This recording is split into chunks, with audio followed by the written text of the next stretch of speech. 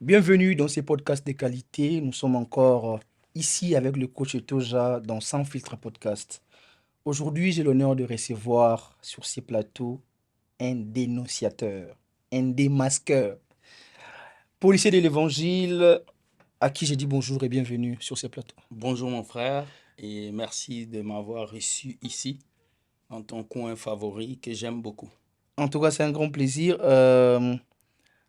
Moi, ma première question, je vais aller directement Droit au but. droit au but. Je ne veux même pas traîner avec toi. Et qui est policier et pourquoi tu t'appelles d'abord policier de l'évangile?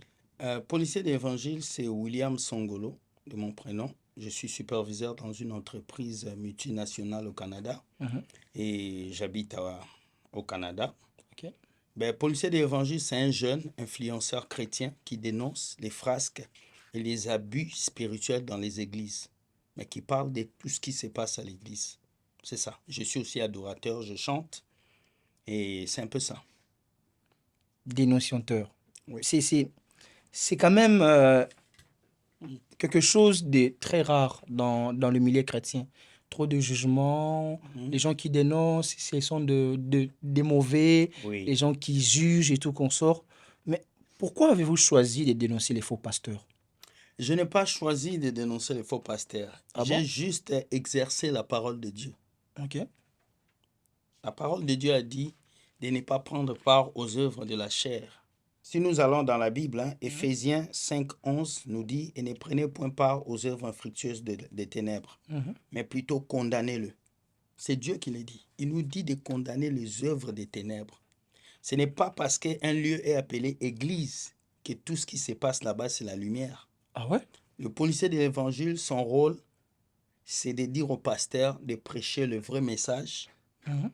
d'amener les enfants de Dieu à connaître Christ et de ne pas escroquer les enfants de Dieu. C'est juste simple, c'est comme le policier dans la vie. Mhm. Il arrête ceux qui conduisent mal. C'est ça ce que je fais. Mais la Bible dit de ne pas juger les loin de Dieu. Mais la même Bible elle nous dit, hein, mais De ne pas juger oui, le loin de Dieu. mhm, Mais qui est loin de Dieu?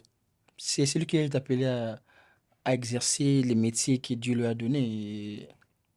Le mot oindre, ça détermine le Saint-Esprit. Le Ok. oint de Dieu, c'est toute personne qui a le Saint-Esprit. Mhm. Donc toi, moi, nous sommes oints parce que nous croyons au Seigneur. Le fait que tu crois en Jésus, tu as le Saint-Esprit, tu es oint. Donc les pasteurs ne sont pas des personnes supérieures aux autres. Ok. Nous sommes tous sous l'onction de Dieu. Et quand un pasteur fait le mal, on doit lui dire pour qu'il puisse corriger son chemin. Parce que c'est un leader. De la même manière que quand les gens dans le monde voient les pasteurs faire des bêtises, ils ne vont plus venir à l'église. Ok. C'est ce qui se passe aujourd'hui. Mais nous sommes dans une dynamique où si un fidèle tombe dans la fornication, dans un péché quelconque, il est lapidé dans l'église même, Oui. il est chassé. Mais quand un pasteur tombe, les mêmes fidèles Mm. écrivent partout, ne touche pas mon pasteur. Ça, c'est du fanatisme. Ok. Dieu a dit faites des nations mes disciples. Mhm. Dans le mot disciple, il y a le disciple-là. Le disciple ne suit que le maître. Mais quand tu commences à dire ne touche pas à mon pasteur, tu deviens fanatique. Mhm. Et quand tu es fanatique, tu pratiques l'idolâtrie. Ok. Parce que tu n'acceptes plus la vérité de Jésus, tu acceptes la vérité des pasteurs. Et c'est ça le problème avec les chrétiens. Les chrétiens aujourd'hui se battent pour l'honneur du pasteur et non pour l'honneur de Jésus qui est en eux. Insulte Jésus aujourd'hui, déchire une Bible. Aucun chrétien va t'attaquer. Mais parle mal d'un pasteur. Essaie de critiquer son ministère. Tout le monde va t'attaquer. Parce qu'ils se sont tellement habitués à l'homme et ils ont oublié l'esprit qui est dans l'homme. Ça sent la profondeur, hein? On essaye. Ok. Mais vous vous êtes lancé à dénoncer les faux pasteurs. Est-ce que vous avez vécu une mauvaise expérience avec de faux pasteurs? J'ai vécu plusieurs mauvaises expériences avec les pasteurs, Ah, pas une seule. Et j'ai eu des gens qui ont vécu ça. mais parlez-nous. Première expérience avec un pasteur, j'ai vécu des expériences où il y a un pasteur qui m'a escroqué $4000. Pardon? $4000. Ah, Oui, policier. oui, 4000. $4000. Il m'a escroqué $4000 parce que il fallait qu'on puisse faire un business ensemble. Mhm. Il a pris mon argent, il a disparu. Oups, alors qu'il me parlait des versets bibliques. C'était en 2000, en 2016, 2015. Deuxième expérience, c'était une fausse prophétie. Je suis allé dans une église et comme j'étais en veste et cravate, il y a un prophète qui m'a vu. Il a commencé à me prophétiser. Toi, je vois, tu n'as pas de papiers. Tu cherches à acheter une voiture. Tu n'as pas de voiture. D'ailleurs, ta famille au pays. Alors que moi, je suis au Canada depuis 13 ans. J'ai mes papiers. Je suis véhiculé. Je travaille. Donc, j'ai dit à ce prophète, tu es un menteur. Tout ce que tu dis, ce n'est pas véridique. Il m'a dit, sors de mon église. J'étais maudit. Mais le comble est que c'est lui-même qui a été maudit parce qu'aujourd'hui, il n'a plus rien. L'église a fermé, il est rentré au pays. Ok. Donc, ce sont les deux faits qui sont arrivés. Je ne peux pas aller plus loin Mhm. parce que je risque de dire des choses peut-être Qui qui va vont toucher pas, aux qui vont toucher sensibilités la sensibilité. des gens. Et il y a eu plus que ça. Il y a eu plus que ça. J'ai été chassé d'une maison où un prophète nous avait logé, moi et ma famille. Mhm. À 1 h du matin, le prophète est venu nous chasser, nous tous. Moi, mon père, ma mère, toute la famille. Mais comment C'était au tu as Bénin. vécu ça alors?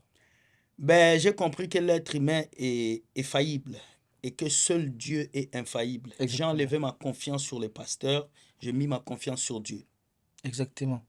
C'était la meilleure décision pour toi. Ouais, c'était la meilleure décision et je ne peux pas dire non à ça parce que quand je vois beaucoup de chrétiens aujourd'hui malmenés par les églises bâtiments, par les pasteurs, j'ai pitié pour eux. Parce qu'il y a une vérité au-delà de ça. La vérité, c'est le salut. Et Dieu n'habite pas une maison faite des mains d'hommes. Dieu habite les cœurs. D'abord le cœur. Les cœurs d'abord. Ok. Euh, vous avez vécu des mauvaises expériences et après tout cela, moi ma question c'est celle de savoir qui vous a mandaté pour dénoncer les pasteurs et qui est votre père spirituel? Bonne question. La Bible dit n'appelez personne père sur la terre si ce n'est votre Père qui est dans les cieux. Pardon? Hein? La Bible dit n'appelez personne père sur la terre si ce n'est votre Dieu qui est dans les cieux. Je ne fais que dire ce que la Bible Père dit. spirituel? Le Père spirituel n'existe pas. Mon daddy. Lorsqu'on parle des pères spirituels, on parle de la naissance. La naissance spirituelle, c'est Dieu qui peut donner. Un pasteur ne peut pas te faire naître. Sur quelle base tu appelles le pasteur daddy? Sur quelle base il est ton père? Ah, C'est le Saint-Esprit qui t'amène à devenir enfant de Dieu, ce n'est pas le pasteur. La Bible dit qu'il a fait des uns comme pasteurs, prophètes, pour le perfectionnement des saints. Le rôle des pasteurs, c'est de t'approcher de Dieu, de te faire connaître la Bible. Ce n'est pas de t'apprivoiser pour que tu l'appelles daddy. Appeler un pasteur daddy, c'est néfaste, c'est négatif. C'est lui donner une porte dans ta vie pour qu'il puisse te ridiculiser, prendre tout ce que tu as. Tu vas remarquer tous ces chrétiens qui appellent les pasteurs daddy. Ce sont des chrétiens qui sont des bébés spirituels. Ils ne prient pas, ils ne gênent pas. Tous les problèmes, c'est le pasteur qui doit régler. oh. Alors que Jésus nous appelle à l'indépendance. Si le salut est personnel, pourquoi tu vas poser ta foi sur un homme qu'on appelle pasteur ou daddy? Donc moi, je n'ai pas de papa spirituel. Mon père spirituel, c'est Dieu. Et mon deuxième père, c'est mon père biologique qui m'a enfanté, Oh. à qui je salue. Et j'ai beaucoup de respect pour mes parents, Beaucoup de respect pour plus les que pour parents. les pasteurs. Pardon? Je respecte mes parents plus que les pasteurs. Ah, mais les pasteurs qui te couvrent spirituellement. Il n'y a pas de couverture spirituelle d'un pasteur. C'est le Saint-Esprit qui me couvre et Ah. Dieu me couvre. Aucun pasteur ne me couvre. Mais Parce que c'est un humain comme moi. il y a des gens qui disent que non, les pasteurs sont de couverture spirituelle pour les brebis. S'ils sont de couverture spirituelle, pourquoi ils ne nous donnent pas le salut? Parce qu'une couverture spirituelle, c'est le salut qui est en toi. C'est la grâce de Dieu qui est en toi. Amen. Il n'y a aucune couverture spirituelle qui vient d'un pasteur. La couverture spirituelle vient de Dieu. Nous dépendons tous d'une seule source, qui est Dieu. Si le salut est personnel, individuel, donc aucun pasteur n'a le pouvoir sur toi. Lui, il est juste un intendant qui t'apprend à lire et à comprendre la parole de Dieu. Ça s'arrête là. La suite, c'est toi qui prends le chemin pour devenir un bon enfant de Dieu. Mais aujourd'hui, nous assistons à beaucoup de scandales dans l'Église. Ouais. Et il y a beaucoup de personnes qui ont décidé de ne plus aller à l'Église. Moi, personnellement, je me dis que le pasteur devrait être des exemples. Des Il exemples y en a qui sont corrects. des exemples. Oui, On peut pas je exclure sais. tout le monde. Mais oui. Mais quand je vois les scandales dans l'Église, je me demande quelle église, quel type d'église devons-nous fréquenter, policier? La première église que tu dois fréquenter, C'est toi. Mhm. David pouvait dire à son âme de bénir l'Éternel. Parce que David considérait déjà son corps comme un lieu de culte à Dieu. Ok. La Bible dit votre corps est le temple du Saint-Esprit. La première église, c'est nous. Mhm. Là où nous allons, ce sont des temples et bâtiments, des lieux pour se réunir. Ce qui compte, c'est d'abord ta relation personnelle avec Dieu. Quand tu as une relation personnelle avec Dieu, le Saint-Esprit te donne le discernement d'aller dans une bonne église qui prêche la vérité, qui ne te vole pas ton argent, qui ne t'impose pas des dîmes et des offrandes, où le pasteur ne roule pas une Ferrari et toi tu viens à pied. Mhm. Tu comprends un peu? C'est ça. Dans l'ancien temps, dans les églises, on mélangeait tout pour que tout le monde puisse avoir à manger. Ok. Aujourd'hui, à l'église, le pasteur envoie ses enfants dans les écoles privées. Les fidèles, les enfants étudient dans les écoles publiques. Les fidèles sont toujours pauvres et les pasteurs sont toujours riches. C'est de l'injustice. Et Dieu ne réside pas dans l'injustice. Non, mais vous parlez des enfants de pasteurs qui vivent dans une certaine vie de luxe. Est-ce que vous dénoncez cela parce que vous êtes jaloux de pasteur ou quoi? Je ne peux pas être jaloux de quelqu'un qui vit des dîmes et des offrandes. Moi, je travaille, j'ai un salaire. Je ne peux pas être jaloux de quelqu'un qui en paye tout. Ah bon? Moi, je travaille, je gagne un salaire. Je ne peux pas être jaloux de quelqu'un qui dit qu'il vit de la foi. Pardon? Je ne peux pas être jaloux de quelqu'un qui dit qu'il vit de la foi. Mais il vit de la foi parce que les hommes de Dieu vivent dans... Ouais. Les hommes de Dieu doivent vous dire qu'ils vivent de l'offrande des chrétiens. Ce n'est pas la foi. On peut dire que le prophète Élie ou Élisée vivaient de la foi parce qu'il y a un corbeau qui est venu lui donner à manger. Mais eux, ils font des quêtes, des offrandes, des dîmes pour payer leurs salles. Ça, c'est la foi. Ce n'est pas la foi. C'est la mendicité. Les pasteurs vivent de la mendicité. Ah, ça va faire mal, hein? Il faut que ça fasse mal, mon frère. J'ai dit, je ne fais que dire la vérité. Oh. Regarde, Mhm. regarde les églises. Est-ce que tu vois beaucoup d'autres nationalités dans les églises à part les Africains? Pourquoi il y a que beaucoup d'Africains dans les églises? La plupart de nos églises, pourquoi il y a que des Africains? Parce qu'il est facile de dire à quelqu'un, donne l'argent à Dieu pour que Dieu te bénisse. Est-ce que Dieu a besoin que toi, tu lui donnes l'argent pour qu'il te bénisse? Si moi, je suis ton père, est-ce que je dois t'exiger quelque chose pour que je te donne? Non, je suis ton père. Je te donne quand je veux. Dieu ne peut pas t'exiger l'argent pour te bénir. Dieu te bénit quand il veut, où il veut. La bénédiction de Dieu dépend de Dieu, pas de l'argent que tu donnes à l'église ou de la dîme que tu donnes. Mais dans les églises, il y a plusieurs offrandes aujourd'hui. Oui. Offrande ordinaire, Mm. offrande du pasteur, offrande pour l'achat partiel, l'offrande pour rénover, pour les médias, l'offrande pour plusieurs sortes d'offrandes. Mm. Au moment où les fidèles sont dans une précarité extrême, Merci.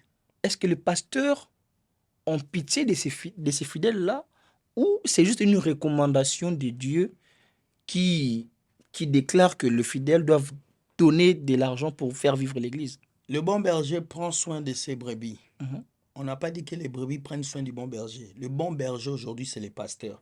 Est-ce que tu connais la définition du mot pasteur?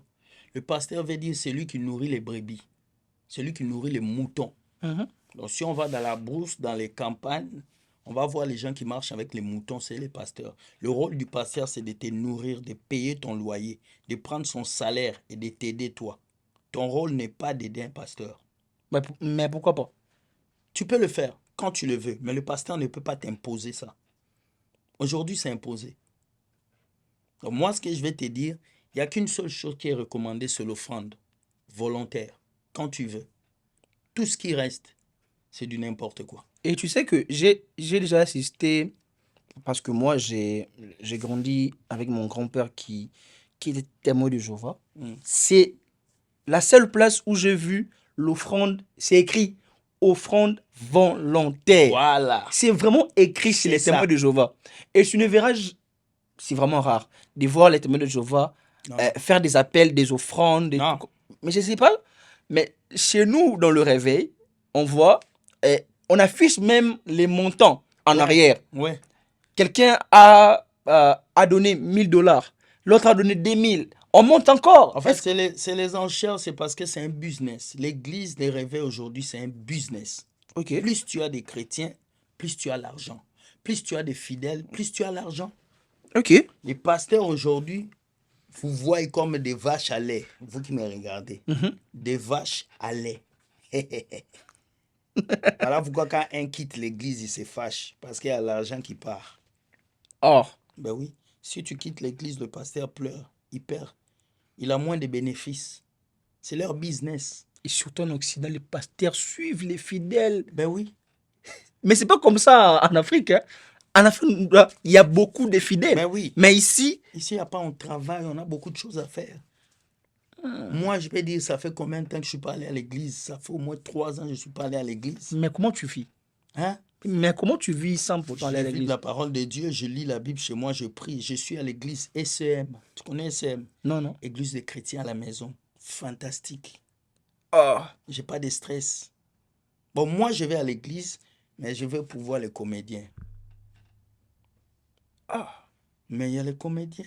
Moi, je me dis que Hollywood doit venir recruter les acteurs dans les églises. Les chrétiens sont des vrais comédiens. Les Johnny Depp, tous les comédiens là d'Hollywood, ils sont beaucoup à l'église. Tu sais, moi j'ai grandi au Congo. Mm. On a vécu des histoires faramineuses.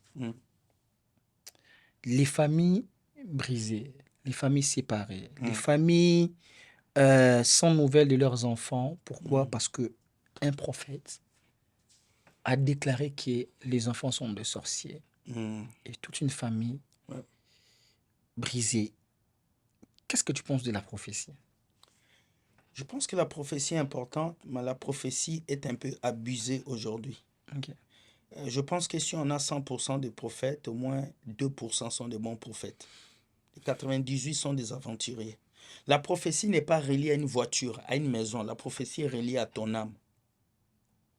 En fait, quelqu'un qui te prophétise que tu vas voyager, il n'a rien dit. Parce que si j'ai un bon passeport canadien, je pars, je dépose mon passeport, j'aurai un visa. Ce n'est pas une prophétie. Quelqu'un qui prophétise que tu auras une voiture n'a rien dit. Parce que si tu travailles, tu as un bon crédit, tu vas chez le concessionnaire ici, tu as une voiture. Ce n'est pas une prophétie. La vraie prophétie, c'est de pousser quelqu'un à quitter le péché et aller vers le Seigneur. Come on. Et ces vraies prophéties-là n'existaient plus. Pas seulement à cause des prophètes, mais à cause des chrétiens. Parce qu'ils aiment les belles paroles. Si toi, tu aimes les oranges et que je te propose des mangues, tu ne vas pas aimer. Mais si je te propose des oranges, tu vas t'approcher de moi. Yes. Les prophètes savent que les chrétiens sont dépendants des belles paroles. Ils vont les attirer avec les mêmes paroles. Ils travaillent avec les souffrances des gens pour les duper. C'est le corbeau et les renards. Et les chrétiens aiment beaucoup les paroles de bénédiction. Oui. Tu seras béni. Tu vas prospérer, tu vas avancer. Moi, je dis toujours quelque chose. Dieu ne nous bénit pas parce qu'on prie. Merci. Oh. Dieu ne nous bénit pas parce qu'on part dans des montagnes. Merci. Dieu nous a déjà bénis. Oh. La première parole que Dieu... Quand Dieu s'adresse à l'homme, il dit remplissez les terres. My God. Et il nous donne aussi le pouvoir, la domination sur cette terre. Merci. Donc, la bénédiction et le pouvoir sur les terres ont été donnés dès le commencement. Dès le commencement. Genèse 1, 27. Merci. Toi-même, tu as fait sortir la révélation que j'avais dans ma tête. Donc, cela veut dire que toute ta vie, tu es déjà béni. Déjà béni. La bénédiction n'est pas seulement matérielle, mais la bénédiction est aussi spirituelle. My God. C'est fort. Non, parce que les gens pensent que prier toute une journée, aller en retraite, ça ne change pas la volonté de Dieu. La prière ne change pas ta vie physique, la prière change ta vie spirituelle. Amen. C'est le travail qui change ta vie physique. Si j'étais assis chez moi et dit j'arrive à Montréal, je n'allais pas sortir ici. J'ai dû démarrer ma voiture, conduire pendant 4 heures pour être ici. Est-ce que j'ai prié? Non. J'ai conduit une voiture. Il faut que les gens sachent faire la différence entre ce que l'esprit fait vous donner et ce que vous pouvez vous donner à vous-même avec votre travail. Ouais. Il y a une fille qui m'avait dit l'autre fois, je faisais un live, elle me dit, notre avenir est entre les mains de Dieu. On sera grand, on sera bon. J'ai dit, c'est bien, mais tu te trompes. Ok. Ton avenir entre les mains de Dieu si tu prépares ça aussi. Si quelqu'un ne va pas à l'école, il n'économise pas, il s'assoit 5 ans, son avenir ne sera pas entre les mains de Dieu. Dieu n'est pas un magicien. Dieu nous bénit selon aussi ce que nous faisons. Et beaucoup de gens doivent le savoir. Ces genres de messages ne sont plus prêchés dans nos églises. Et c'est ça qui me fait mal.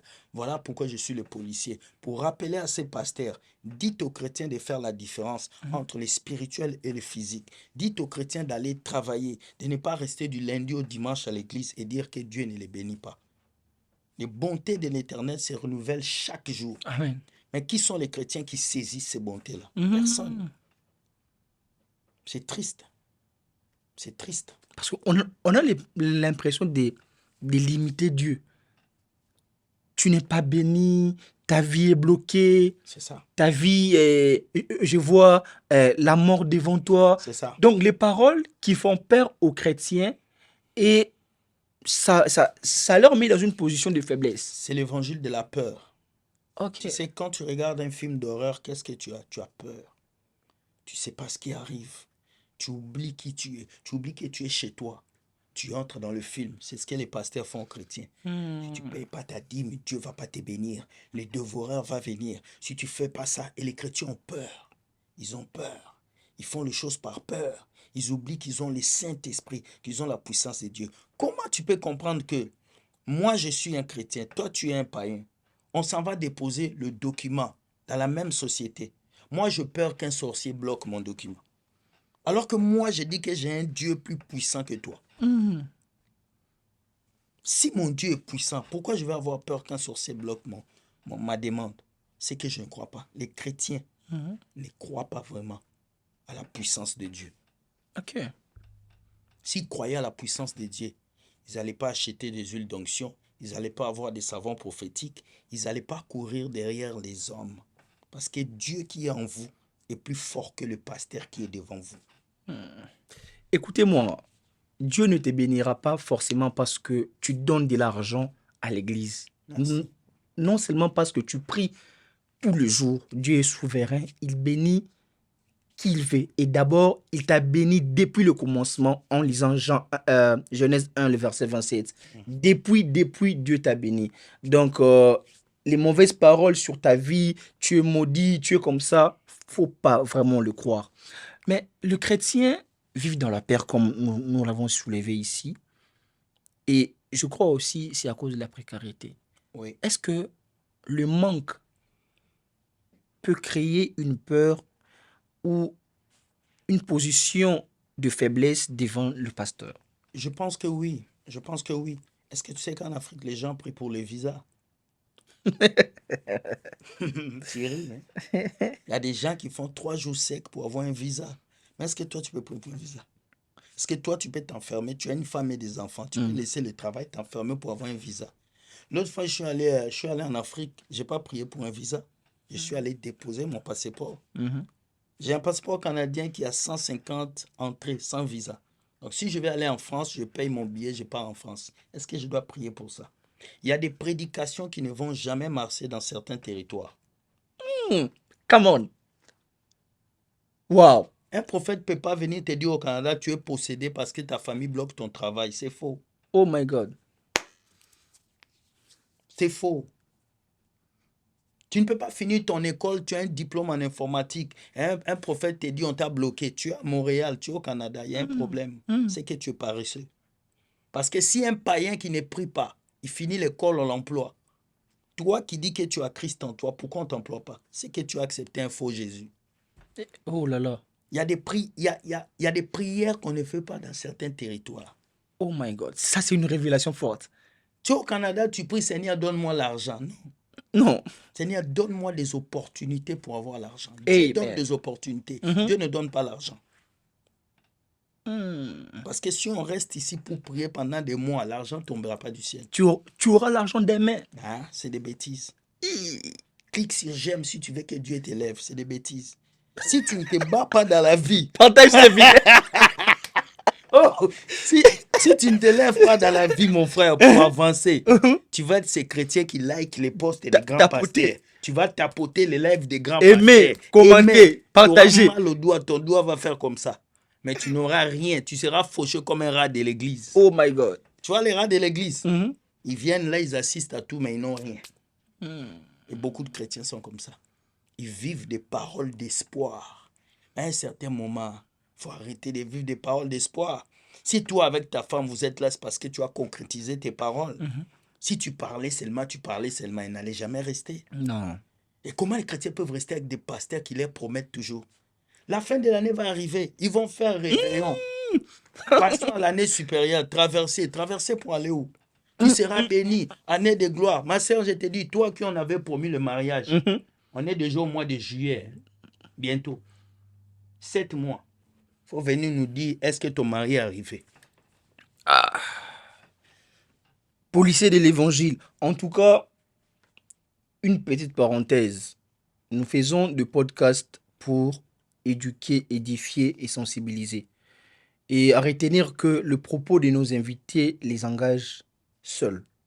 Et nous ne sommes pas là pour faire un débat, contredire ou mettre un avis contraire à sa pensée. Ça, c'était une mise au point. Est-ce que les difficultés de la vie peuvent pousser quelqu'un à croire que sa vie est finie? Oui et non. Ça dépend de l'éducation.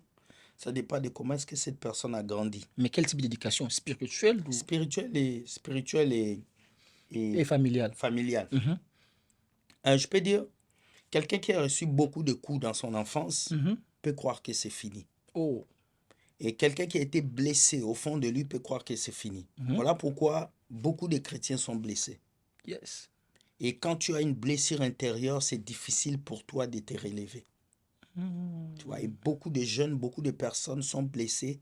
Ils sont à quête de la guérison, mais ils vont chez un faux docteur, chez des faux docteurs, des faux pasteurs qui les nourrissent de mauvaises paroles. Oui, les souffrances de la vie peuvent vous faire souffrir. Moi, j'ai dormi dans la rue.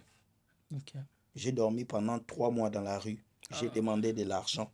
J'ai dormi dans les bancs publics. J'arrive dans un marché, il n'y a personne, je dors. J'arrive dans une boîte de nuit, dans les bars publics, les gens finissent, je dors. Le matin, je me réveille. J'ai fait de la maçonnerie. J'ai été au Ghana où j'ai vendu des bonbons à la plage. J'ai vécu beaucoup de difficultés. Donc moi, je pense que la souffrance ne doit pas être un chaos. La souffrance doit être une école qui te forme à devenir quelqu'un. Réjouis-toi dans la souffrance parce qu'après cette souffrance, il y a quelque chose d'exceptionnel qu'on appelle le réconfort. Comme on dit, après l'effort, le réconfort. Je donne espoir à toutes les personnes qui passent dans les moments difficiles. Dieu vous regarde. Ce qu'il a fait pour nous, il peut le faire pour vous. Mais est-ce qu'on peut lire Philippiens 4, le verset 12 à 13 avec lui? Amen. Philippiens 4, verset 12. Je sais vivre dans l'humiliation. Je sais vivre dans l'abondance.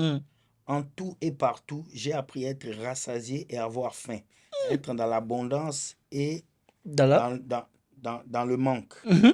C'est fort. Et le verset 13. Je puis tout par celui qui me fortifie. Je puis tout par celui qui me fortifie. Il y a une autre version qui dit je peux faire face à toutes les difficultés, car Christ m'a donné la force. Je suis encouragé par ces podcasts. Tu sais, j'ai rencontré des moments difficiles dans ma vie. J'ai eu à vivre des moments où les promesses irréalisables, ce que je pensais être à l'avenir, ce que je voyais être, n'arrivait pas. Je voyais la vie familiale, ma vie professionnelle basculer, voir l'avenir vraiment très sombre. Et le jour où je suis tombé à ces versets-là, que je me suis rendu compte que la souffrance n'est pas seulement pour nous faire du mal. La souffrance, c'est aussi une école de formation. Et Dieu, comme la Bible le dit, le Seigneur ne nous permet pas de vivre des difficultés qui sont au-delà de nos forces. Je viens à peine de penser à ça. Et au moment où j'ai eu à vivre avec le peu que Dieu m'avait donné et à traverser les humiliations et à vivre dans les difficultés, c'est que je suis capable. Pas parce que je suis capable avec ma force, c'est parce que je suis capable avec la force de Christ. Amen. Et quand on a Christ, on ne peut craindre de rien. Amen. Peu importe les difficultés, Yes. peu importe ce que tu traverses, mon frère et ma soeur, Dieu est avec toi. Dieu n'est pas avec toi parce que tu es lié à un pasteur. Dieu est avec toi par rapport à ton cœur, par rapport à ta façon de penser Amen. et par rapport à ta façon de faire les choses. Amen. En tout cas, policiers, les gens doivent comprendre aussi que ces podcasts, c'est aussi pour édifier Amen. et, On est là pour ça. et éduquer aussi. Nous allons encore rentrer dans le bain parce qu'on n'a pas quitté notre zone de confort. Pas de problème. Nous sommes revient. toujours là. On ouvre Et ma parenthèse, on revient. le pasteur prospère aujourd'hui. On voit même en Afrique, quand il y a la pluie, les fidèles viennent dans des bus et Oui. tout, mouillés. À la fin des cultes, le pasteur sort avec sa Jeep. Il part. Sans pourtant se rendre compte même que des fidèles qui étaient là et tout. Qu'est-ce que Dieu peut faire pour ces fidèles-là? Dieu ne peut rien faire pour ses fidèles parce que Dieu a déjà tout fait. Amen. Dieu a déjà tout fait. Hmm. Dieu a déjà tout fait pour nous. Dieu nous a donné le souffle de vie, Dieu nous a donné des fruits, Dieu nous a donné un monde. C'est à nous de travailler pour que ce monde soit meilleur. Ok. Moi, je ne suis plus dans cette optique de dire que Dieu fera. Non. Dieu fait. Et Dieu a déjà fait. Amen. Moi, je vis comme ça. Je me dis les capacités que Dieu m'a données, je dois les utiliser pour avoir quelque chose. Je pense que ces fidèles doivent lire leur Bible, ouvrir leurs yeux. Et un tel pasteur, on doit quitter son église. Oui. Parce que vous ne pouvez pas être dans une église où votre situation ne change pas et la situation du pasteur change. Il vient de vous dire que l'argent, c'est le diable. Mais pourquoi il demande la quête à l'église? Pourquoi il vous dit de mettre des enveloppes d'argent? L'argent, c'est le diable. Mais ils vous disent de cotiser pour payer le loyer de l'église. Mais est-ce que le pasteur, quand il avait reçu la vision, vous étiez là? Vous n'étiez pas là. Quand Dieu donne la vision, il donne la provision. Si la provision est là, le pasteur ne va pas tendre sa main. Mais le Saint-Esprit va vous toucher pour le bénir. J'en connais. Je connais des pasteurs qui ne demandent pas l'argent, qui travaillent et leur église est bénie. Ils sont nombreux, même ici à Montréal. Je connais. Voilà. Ça va créer des confusions, mais on a... Écoute, il faut lire la Bible. Tout est dans la Bible. Hein. Donc tout ce que tu dis, ce que j'ai dit, c'est rien que la Bible. La Bible. Tout est là. En parlant des offrandes, il y a une culpabilité sur la dîme. Ok. Premièrement, c'est quoi la dîme? La dîme, c'était les impôts. La dîme, c'était les impôts. On lit dans Deutéronome, la Bible dit, quand tu prends ta dîme, si l'endroit où tu dois aller mettre ta dîme est loin, tu peux manger ta dîme. Tu peux même acheter des liqueurs fortes. Ça, c'était dans l'ancien temps. Dans la nouvelle alliance, la dîme n'existe pas. Dans la nouvelle alliance, c'est la grâce qui existe. Et c'est la libéralité. Donc, tout chrétien qui pratique la dîme aujourd'hui est encore sous la loi. Et la dîme, c'est le système numéro 1 de l'arnaque des pasteurs. Tout pasteur qui me regarde ici doit me répondre. C'est qui les dévoreurs? À qui profite la dîme? La dîme profite aux pasteurs et à leur famille. La dîme ne profite jamais aux chrétiens. Mais la dîme, c'est à Dieu. C'est à Dieu. Dieu mange quelle monnaie? Dieu mange tout, hein? Dollars, francs, il mange ça comment? Il mange ça comment? Par les œuvres. Tu ris toi-même. Mais oui, par les œuvres, parce Par que les évangélistes vont pour évangéliser. Et puis il y a la construction du temple. Puis... Dieu les a dit de construire le temple. Quand Jésus est parti, il a laissé un bicoque, il a laissé même une cabane. Mais qu'est-ce que Jésus a dit à Pierre? Il a dit quoi? Tu es Pierre. Le Pierre que Jésus a dit, est-ce que c'était un caillou ou une personne? C'était la personne. Ça veut dire que la pierre que Jésus parlait, c'était l'homme, ce n'était pas une maison. Pierre, tu es pierre, et sur pierre, je bâtirai mon nom, mon église. Mon Il parlait de église. quelle pierre? De la personne. Maintenant, la Bible dit votre corps est le temple du Du Saint-Esprit. Saint-Esprit. Donc, le corps de l'homme, c'est ça son église. C'est tout. Donc, l'église bâtiment n'est qu'un ajout. Ce n'est pas vraiment important. Mais il y a aussi la Bible qui dit qu'il est préférable que les frères et sœurs Demeurent ensemble. Mhm. Mais est-ce qu'on nous a dit un lieu? Quand 2 ou 3 sont ensemble en mon nom, je suis là. Ils Amen. ont parlé d'une adresse. Non, non. Donc, même chez moi, je peux t'appeler. Tu appelles des amis, on prie, ça fait une église. On n'a pas besoin de construire un temple pour prier. Il n'y a pas eu de directive chez Dieu dans la nouvelle alliance qu'il faut prendre une salle de 5000 personnes. Vous allez faire de ça une église, il y a une adresse. C'est faux. Dieu n'a pas d'adresse. L'adresse de Dieu, c'est le cœur de chaque personne qui croit en Jésus. Une église qui a une adresse, c'est un business.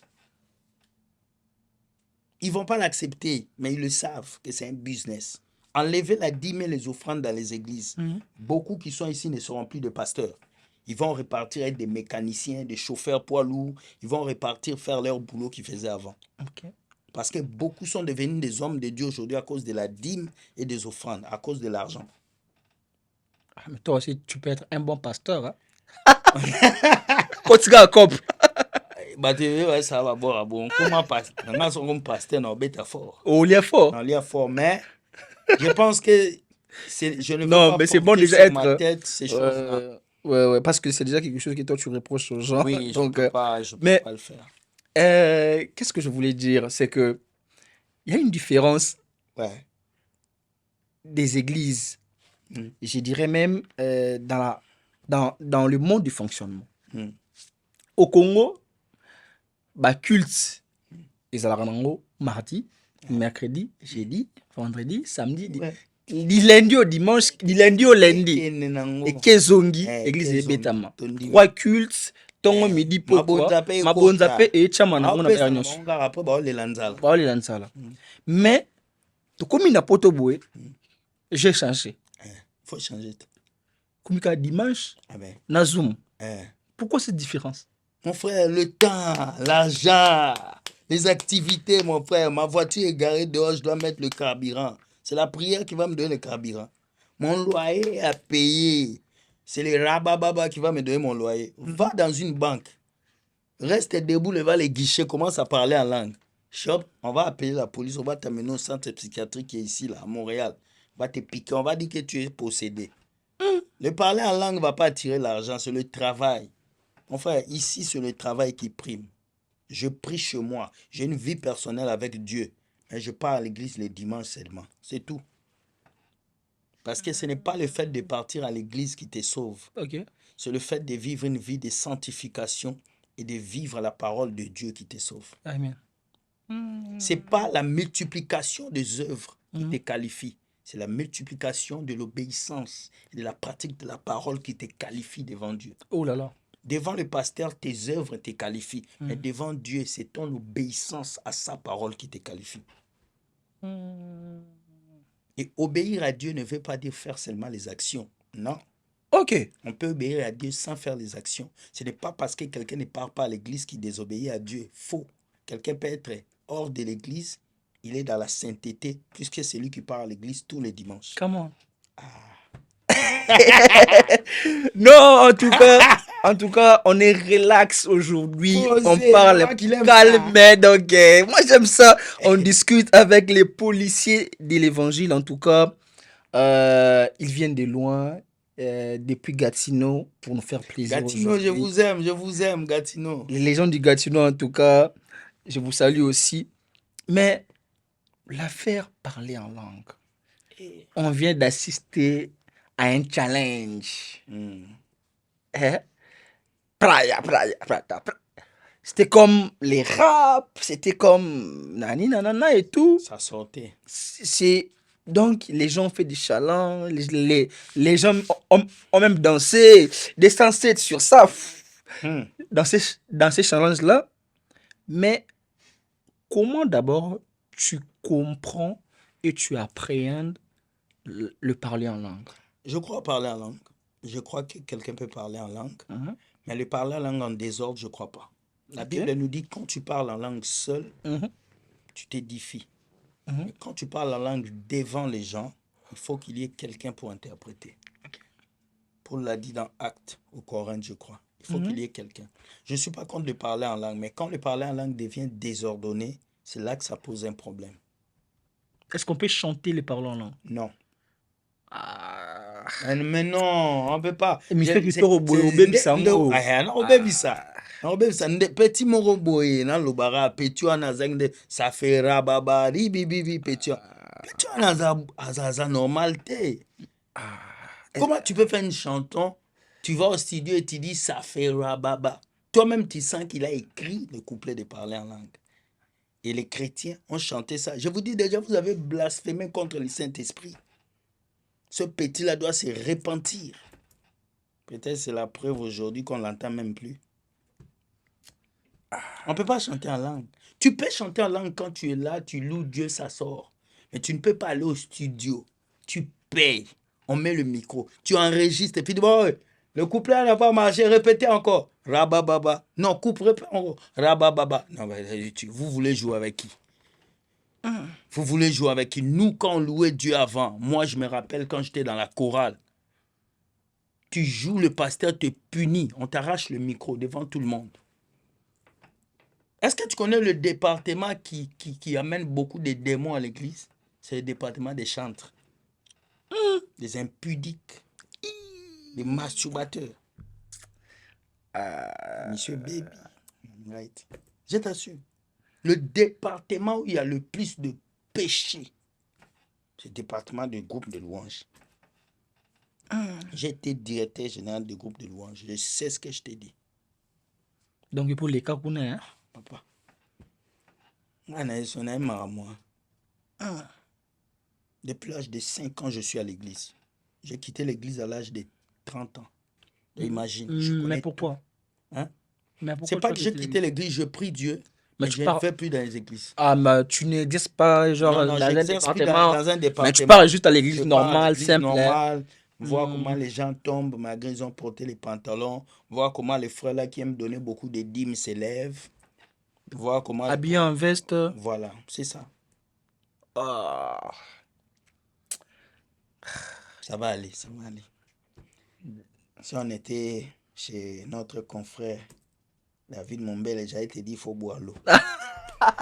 En tout cas, l'église aujourd'hui, on assiste à beaucoup de choses. Oui.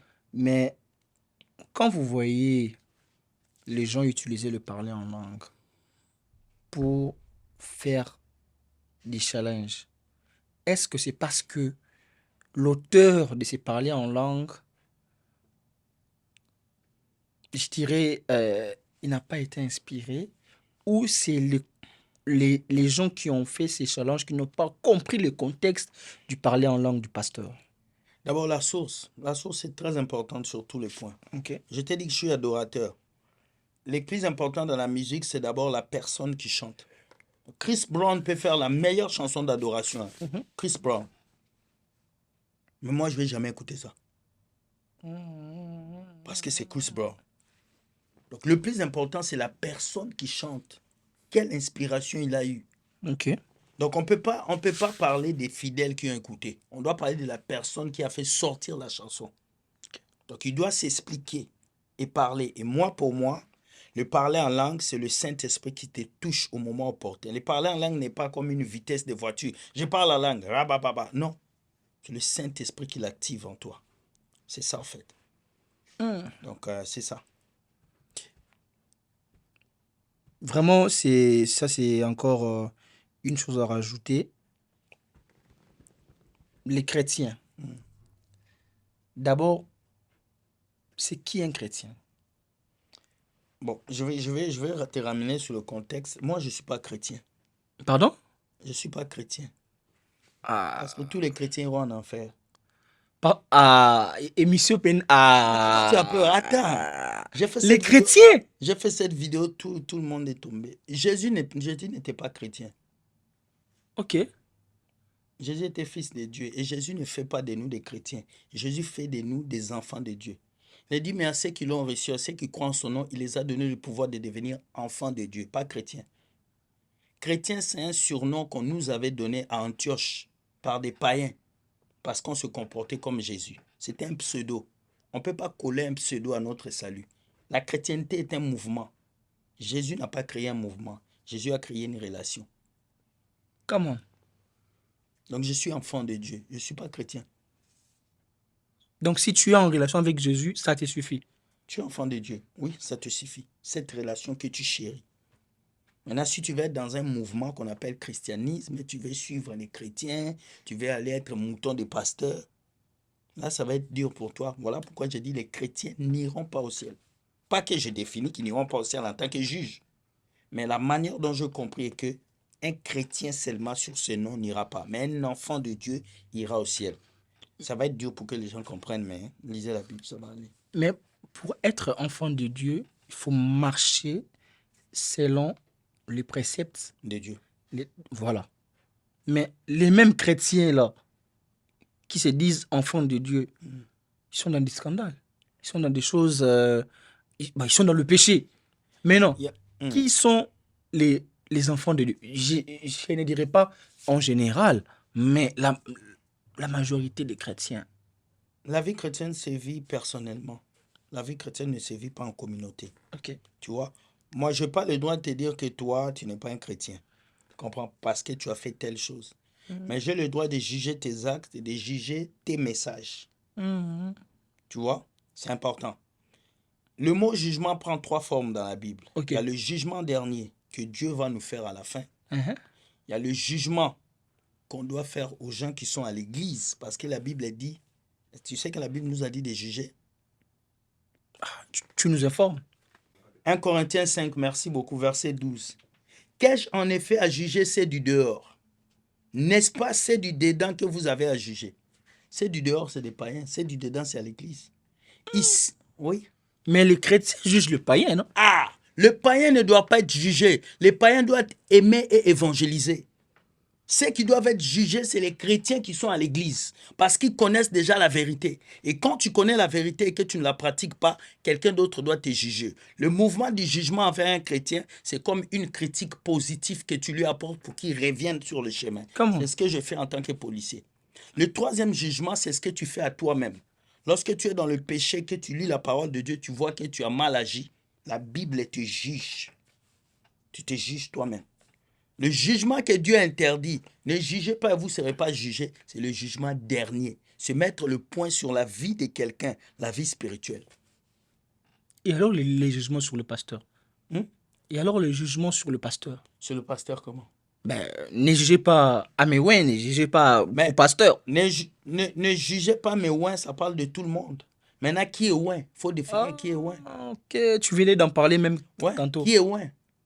C'est lui qui est ouin, c'est lui qui a la marque du Saint-Esprit. C'est lui qui a le Saint-Esprit, qui a les fruits de l'Esprit. Donc un pasteur qui a couché avec une fille n'est pas ouin de Dieu. Un pasteur qui a fait un scandale, qui a volé l'argent n'est pas ouin de Dieu. Un pasteur qui prend les dîmes, qui escroque les gens n'est pas un ouin de Dieu. Tu comprends un peu? Mais un pasteur qui est dans la vérité, qui marche dans la parole de Dieu, on ne va pas le toucher. Mais vous dénoncez, cher policier, vous dénoncez, vous critiquez. Est-ce que tu prends le temps de prier pour ces gens-là? Oui. Pour leur repentance? Oui, il y a même des pasteurs qui m'ont appelé pour me dire merci pour ta vidéo, ça m'a fait du bien. J'ai repris chemin. Aujourd'hui, il n'y a plus beaucoup de scandales à l'église. Pourquoi? Parce qu'on a dénoncé beaucoup de choses. Aujourd'hui, quand je fais des vidéos, je parle de la dîme, il y a des chrétiens qui sont d'accord. Quand j'ai commencé à parler des vidéos des églises en 2017, moi, on m'insultait, on me méprisait. Les gens vont regarder cette vidéo, savent que j'ai commencé les vidéos depuis 2013. Aujourd'hui, il y a des gens qui ont compris. Aujourd'hui, il y a un jeune qui est sorti au Gabon, chocolat des filles. Il dénonce les pasteurs. Aujourd'hui, il y a des gens qui s'élèvent, des jeunes filles qui commencent à parler de ce que les pasteurs leur font. Parce que nous, on a tracé ce chemin, on a travaillé dur. Moi, quand je commençais à dénoncer les pasteurs ici à Montréal, quand j'habitais à Montréal, j'ai été chassé des églises. Il y a des gens qui ne m'approchaient plus. Ma musique n'est plus jouée dans certains sites parce que j'ai dit des vérités. Donc, c'est ça. Il y a une vidéo qui a fait le tour des réseaux sociaux. On voit une fille en train de prêcher. Je ne sais pas si c'était dans quelle église. C'est l'église de la compassion. Je ne sais pas si elle était devant son pasteur, si elle était devant ses chefs. Elle dit qu'on ne peut jamais toucher à mon père spirituel. Jamais, jamais. Avec rage. Qu'est-ce que tu en penses? Moi, je pense qu'il y a trop d'émotions. D'abord, la vidéo a trop d'émotions. J'ai parlé de ça sur ma chaîne. Il y a trop d'émotions. Je pense que je peux donner raison au frère Paul qui avait dit de ne pas laisser les femmes parler. Pardon? Ne pas laisser les femmes prêcher. Ça va encore faire débat. Ça va aller, ça va aller. Ils savent. Il y a les gens qui me connaissent. Je n'interdis pas aux femmes de prêcher, mais je donne un peu raison à Paul qui avait dit que les femmes ne parlent pas, ne prêchent pas. Parce que comment une fille peut prendre le micro, venir dire qu'elle ne touche pas à mon pasteur? Touche pas, on ne peut pas toucher à mon pasteur. Le pasteur est mort pour elle.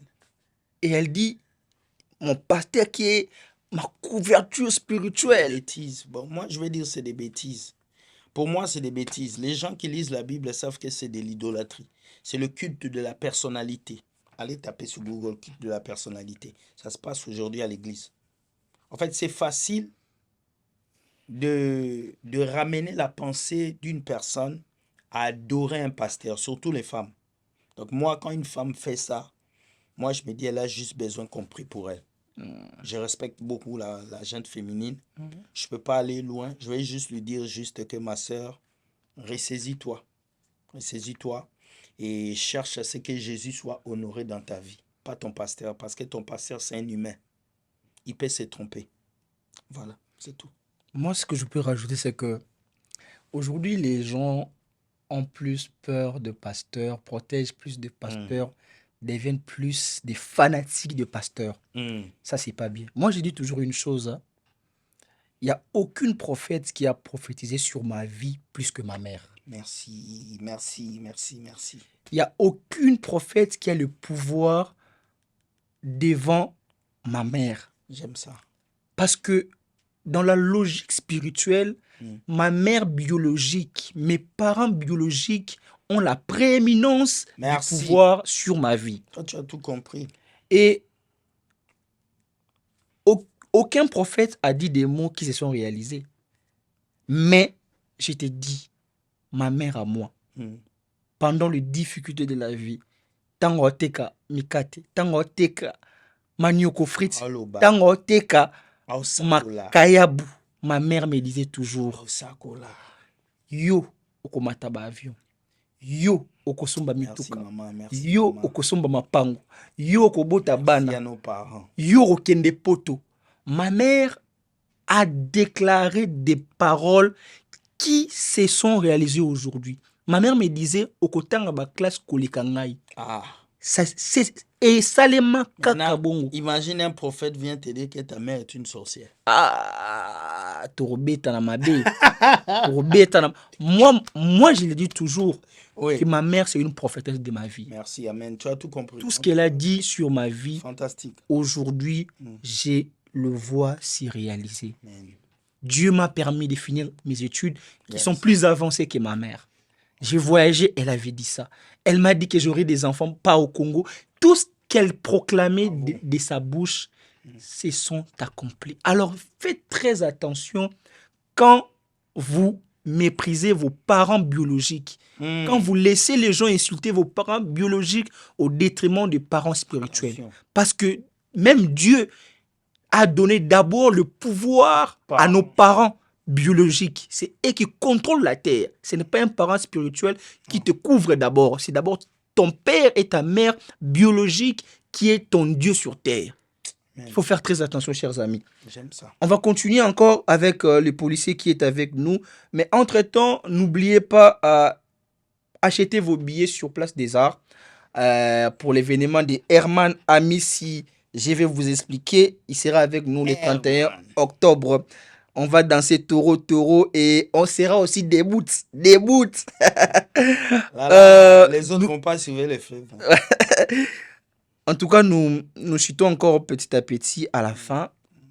Ça nous reste 5 petites minutes. Mais vous êtes au Canada, ça fait longtemps. Oui. Vous avez vécu, ça fait plusieurs années que vous êtes là, depuis l'âge de 13 ans. C'est ça? Non, je suis là, ça fait Ça fait 13 13 ans ans. que je suis. Voilà, ça fait 13 ans que vous êtes là. Vous connaissez quand même le pasteur. Est-ce que vous pouvez nous citer 3 pasteurs que vous considérez vrais? 3 pasteurs vrais au Canada. Vrais, vrais. Ben, je peux dire le pasteur Thierry Chinkola, Un. un homme de Dieu qui m'a fait beaucoup du bien. Pasteur Thierry, je te salue. C'est pas 2. facile que je puisse le dire, hein, parce qu'il sera même étonné. 2, le prophète Armel. Armel. Armel qui est à Ottawa. Lui, ce qui m'a touché chez lui est que lui il finit son travail avec sa tenue de médecin. Il vient et prêche la parole de Dieu. 3e, c'est le prophète Romuald. Ok. Romuald, un homme de Dieu exceptionnel qui sert Dieu avec beaucoup, beaucoup de sincérité. Et je peux ajouter un dernier. Non, non, non, non, non. Ok. On va s'arrêter là. Ok, les autres vont se fâcher. Non, moi j'ai demandé juste 3. J'ai quand même cité le 3. Les 3, les 3. Autres, vous savez qu'on est ensemble. Hein? Ah. Nous sommes dans la rubrique photo. Ah. La rubrique qui va peut-être faire mal, mais je sais que vous allez le commenter. Ok. Alors, la première photo, vous allez prendre la tablette, vous allez regarder et vous allez montrer aussi à nos invités. Ok. Je crois que vous allez retourner comme ça pour voir la deuxième photo, la troisième Ok. et la quatrième. Ok. C'est à vous. La première photo. Vous citez le nom et vous montrez. Là, c'est... Lui c'est fidèle, son coriace. Hein. Mais on va quand même... Lui, c'est Cospiel. C'est Cospiel. Le pasteur Cospiel, Toi, qui tu est le l'appelles fils, pasteur, moi, je l'appelle Cospiel. les fils spirituels de notre papa Marcelo Tounassi. Cospiel, voilà. Cospiel. Qu'est-ce que tu en penses? Ben, j'en pense qu'il devait rester dans le métro pour prêcher. Il devait rester dans les marchés pour prêcher. Et depuis qu'il est devenu pasteur d'église, il a beaucoup d'orgueil aujourd'hui. Et il doit un peu descendre de son arbre parce qu'il est trop hautain aujourd'hui. Donc, je l'aime beaucoup. Je lui dis toujours des vérités. Même s'il m'ignore, je pense qu'aujourd'hui, il va les savoir. Cospiel, tu étais mieux quand tu prêchais dans la rue. Depuis que l'autre pasteur t'a recruté, tu t'es séparé de Simaya. Et je ne suis pas du tout content de ce que tu es devenu aujourd'hui. C'est ça. La deuxième photo. Comme ça ou quoi? Voilà, comme ça. Et... Mais ça, c'est le pasteur Alain Tiengue. Alain Patrick Tiengue, un grand pasteur au niveau de l'Europe aussi. Oh, ça, c'est un monsieur que je vois sur TikTok. Mais je pense qu'il prêche, mais je ne suis pas fan de ses prédications parce qu'il a beaucoup de prospérité dans sa prédication. Il y a beaucoup de ces vidéos qui m'ont fait...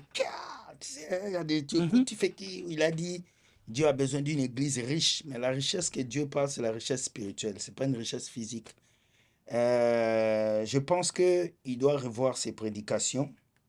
Il doit revoir ses prédications. Et c'est bon de parler de l'argent, mais parle plus du salut que de l'argent. Parce que le salut des humains est plus important que l'argent. L'argent est éphémère. Donc, je pense que c'est ce que je peux dire pour lui. Voilà, tu peux mettre deux. Ok. On va voir la troisième et quatrième photo. Troisième photo. Hey! Et lui, j'ai oublié son nom, mais c'est mon ami à moi sur TikTok. Le pasteur Daniel Dioka. Le pasteur Daniel Dioka. Je pense qu'au début, je le suivais sur TikTok. Il était exceptionnel. Pourquoi je parle au passé, vous allez comprendre. Mais il a dit quelque chose ici dans ton podcast qui m'a un peu choqué. Vous lui avez posé la question, pasteur vit de quoi? Il dit, vit de la foi. Et quand il t'a dit qu'il vivait de la foi, il hésitait lui-même. Parce qu'il ne vit pas de la foi. Il vit des dîmes et des offrandes. Ah. Oui, il faut qu'on se dise. Je l'aimais quand il avait commencé les vidéos. Il prêchait bien la parole de Dieu. Aujourd'hui, il commence à donner beaucoup de prophéties sur TikTok. Ah bon? Je ne sais pas pourquoi il prophétise beaucoup sur TikTok comme ça. Non, mais moi, je vois que des vidéos. Ouais, il prophétise beaucoup. Il fait des soirées prophétiques. C'est bien, mais à un moment, c'est trop. Tu sais, si les chrétiens commencent à te suivre à cause des prophéties, ce n'est pas une bonne chose. Soit le pasteur que je connaissais, cet homme de Dieu qui prêchait la parole et qui était sous couvert du Saint-Esprit. Et si tout va bien, je ferai un tour dans ton église. Pas pour venir t'arrêter comme policier, mais venir te saluer. Donc, tu sais que tout ce que j'ai dit, c'est un bien pour toi. Tu sais, je ne veux pas que tu sois ces gens de prophètes de TikTok qui prophétisent n'importe quoi. Les chrétiens, il ne faut pas que les chrétiens t'amènent à devenir n'importe qui. Tu es quelqu'un de précieux. Donc, je te considère beaucoup et je pense que tu vas écouter mon conseil. Je te salue et puis je salue madame. 4e photo. Oh, et c'est un peu on a lingala. Et ça va bien. Yo, le gars m'a ramené un vieux pétage. Ah, mais là, c'est pas tout ça, Nanit. Oh, dénilé, si vieux pétage. Bon, vieux. Non, non, le bas. Vieux, non, le bas, vieux, oh, à ça, m'a ramené nene na liloba nzambe. Vieux, autant dans un mois, mouké, na ba 11 ans, 12 ans, ba 10 ans. Jacquine. Tia kopo na télé, sambela. Mais vieux, abimi, abeti, ba bordi, rebelle. Asali ba album, aembi ba pétage, asali ba nani. Mais je pense que via un précurseur, il y a un faux prophète. Ah bon? Il y a un précurseur, un faux prophète. Il a été déjà faux prophète? Je ne peux pas dire qu'il est faux prophète, mais il a posé des actes que certains faux prophètes posent aujourd'hui. Je pense qu'il est le seul qui peut ramener beaucoup de jeunes prophètes à la vérité. Mais son bon côté à lui, c'est qu'il est véridique. Allez là, la sincérité. Okay. Il est très véridique. C'est l'un des pasteurs qui accepte qu'il prend de l'alcool, qui prend du vin. C'est l'un des pasteurs qui accepte les choses que d'autres ne font pas. Et voilà pourquoi on l'a eu. Sur ce point-là, je le supporte parce qu'il dit des vérités. Okay. Donc, c'est ça. La vérité, quand tu m'as dit 20-30 émissions, pardon. C'était le policier de l'évangile avec qui on a eu un bon moment d'échange. Oui. Et je rappelle encore que les propos de nos invités ne nous engagent en rien. Et aujourd'hui, nous sommes le 28 juin 2025. Et je pense que toute personne qui a la volonté de nous soutenir matériellement, financièrement, on a besoin de vos soutiens. Si vous avez une caméra, vous avez un micro, vous avez n'importe quel soutien, en tout cas, ça sera les bienvenus. Et surtout, si vous avez besoin de passer sur ces plateaux, vous avez besoin d'une collaboration, d'une publicité, d'une promotion, comme avec Herman Amis le 31 octobre, n'hésitez pas à nous écrire sur les numéros affichés au bas de vos écrans. Quant à moi, je vous dis merci et à la prochaine. Merci. Bye bye.